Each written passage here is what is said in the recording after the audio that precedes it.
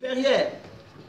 La vie supérieure aux anges, la vie supérieure aux démons, la vie supérieure aux hommes. Lorsque tu opères dans la vie de Christ, ce que les gens voient impossible, toi, tu vas résoudre ça. Toi, tu le verras possible parce que tu opères dans la vie du Christ.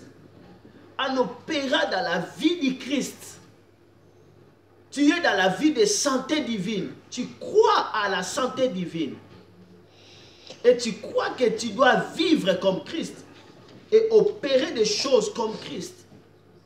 Marcher sur les eaux, cela veut dire marcher sur l'impossibilité.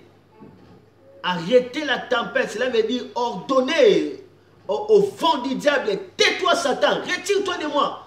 Et Satan plie sa queue, il court directement. Là, tu es dans la vie du Christ. La vie du Christ, c'est la vie de la consécration. Tu t'es donné, tu t'es sémé toi-même à Dieu. Tu vis pour Dieu. Ça, c'est la vie du Christ. Christ était à 100% connecté avec son Père. Ce n'est pas la vie de bas, c'est la vie d'en haut. La vie élevée, la vie si relevée. Ça, c'est la vie du Christ. Tu commences à vivre comme un aigle et non comme un autre oiseau. Tu planes dans la vitesse divine. Amen. Ça, c'est le premier bénéfice. Tu reçois la vie du Christ, une vie capable de contrôler les circonstances. Tu as la vie de Dieu en toi. Ça veut dire tout ce que tu désires, conformément par la volonté de Dieu, tu le reçois. Parce que tu as la vie de Dieu en toi. Amen. Celui qui a la vie de Dieu en lui, on ne peut pas l'ensorceler. Il a la vie de Dieu. Donc la sorcellerie ne peut pas entrer. Amen. Il ne peut pas entrer. Moi, j'étais grandi là-bas en Afrique. Il avait un papa qui était sorcier numéro 1 de l'avenue. On ne savait pas. On ne savait pas qu'il était sorcier. Il a détruit beaucoup de gens. Il a ensorcelé.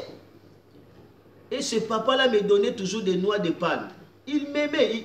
Il me disait Tata Noah, Tata Noah, Tata Noah. Alors que j'étais encore enfant. Je pourrais avoir 7 ans comme ça. Tata Noah, il me donnait des noix de palme. Mais un jour comme ça, il tomba, tout le monde a su qu'il était grand sorcier. C'est fini. Il a détruit beaucoup des enfants. Mais moi, j'ai mangé ces noix de palme. J'ai mangé, je n'ai pas eu la sorcellerie. Au contraire, mes yeux étaient bien lavés, très clairs. Très clairs encore. Parce que les noix de palme éclaircissent aussi les yeux. Ça ne pouvait pas entrer en moi. Parce que j'ai la vie de... Est-ce que tout le monde peut avoir la sorcellerie? Non. Est-ce que tous les enfants peuvent avoir la sorcellerie? Non, non, non, non, non. Non. Il y a des enfants qui ont la vie de Dieu en eux. Et lorsque la vie de la sorcellerie arrive, ça repousse directement cette vie. Et si tu veux expérimenter cette vie, la vie de Dieu, soyez en contact direct avec la croix. Amen. N'avez-vous jamais vu quelqu'un qui ne prie même pas? Il est allé chercher des fétiches et le fétiche l'a chassé. Il dit non, non, toi tu ne peux pas recevoir le fétiche. C'est-à-dire, cette personne a une vie qui empêche en fait le fétiche d'entrer à lui. Donc, il a été prédestiné comme ça. Mais sauf que cette grâce-là, cette vie-là est encore en sommeil. Ça doit être réveillé. Mais lorsque nous sommes en train de boire l'essence, c'est-à-dire nous croyons à ce que Christ a fait pour nous. Nous activons la vie de Christ en nous. Il n'y aura pas de langage comme si je ne peux pas. Non.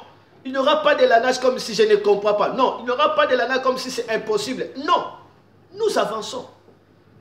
Amen. Ceux qui ont la vie de Christ, ils disent « vaut mieux que je meure dans la foi que je vis dans l'incrédulité ». Ils ont la vie de Christ, ils vivent selon Christ. Amen. Et deuxième mystère de la table, c'est on peut dire tout simplement la réanimation de la victoire de la croix. Soit reviver la victoire de la croix. Lorsque nous sommes en contact, nous sommes concentrés sur la croix.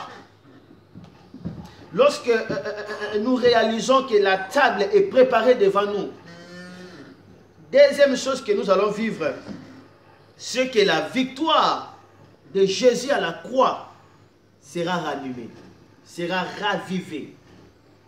Il y a quelque chose qui ravive ce que Christ a fait. C'est la table préparée. C'est-à-dire lorsque tu es conscient de l'œuvre de la croix, lorsque tu penses, tu médites sur la puissance de la croix, sur le sang de Christ, tu es en train de raviver la victoire de Christ. Jésus-Christ a dit dans Luc chapitre 22, verset 19 à 20, il dit, faites ceci en mémoire de moi. Donc Jésus voulait que les disciples ne puissent pas oublier l'œuvre de la croix. Amen. Là, Jésus n'était pas encore mort. Mais il a pris le pain, il a pris le vin, il dit, faites ceci en mémoire de moi. Cela veut dire commémorer ma mort et ma résurrection. Faites ceci en mémoire de moi. Beaucoup de chrétiens n'expérimentent pas le temps réel de la croix. La manifestation ou la ranimation de la croix. La croix est là, mais la croix n'est pas activée dans leur vie.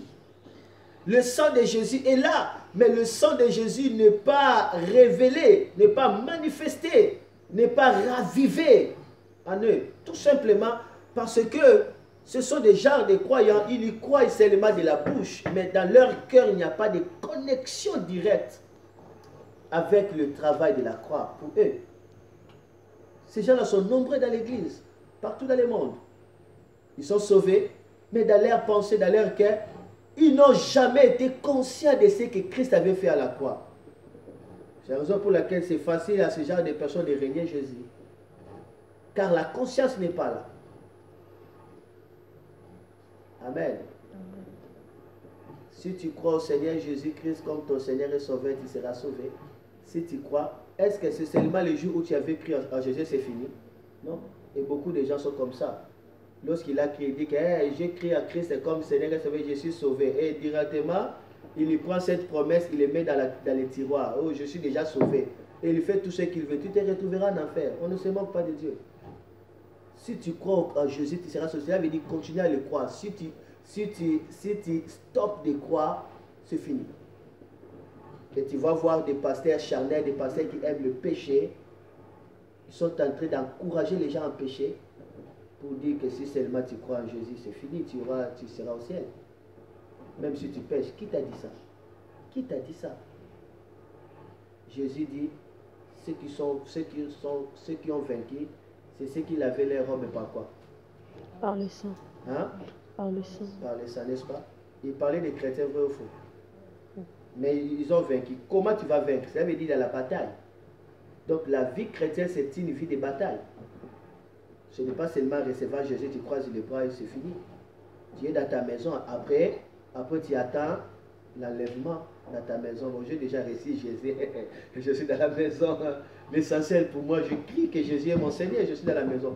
Cela prouve que tu n'as pas encore crié. Parce que si tu cries, le feu de l'amour de Dieu te poussera toujours à le chercher. Même si on te repousse, toi-même, tu te retrouveras toujours là dans la présence de Dieu. Parce qu'il y a un fait qui t'attire. Qui t'attire. Amen. La connexion est là. Amen. Soyez toujours conscient de ce que Christ a fait. Plus tu es conscient de l'œuvre de la croix, plus tu es en train de raviver cette œuvre-là en toi. Raviver, ça vient du mot hébreu shaya, qui veut dire tout simplement animer la vie, souffler la vie. En étant connecté dans ce que Christ a fait, tu es en train de souffler cette victoire en toi. Jésus dit, faites ceci en mémoire de moi. Cela veut dire, n'oubliez pas ce que je fais. N'oubliez pas. N'oubliez pas que ma souffrance ne passe pas inaperçue.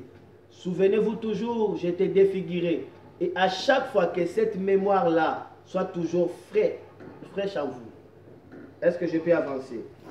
Amen. Amen. Voilà. Ça, c'est important. Et troisièmement, lorsque nous vivons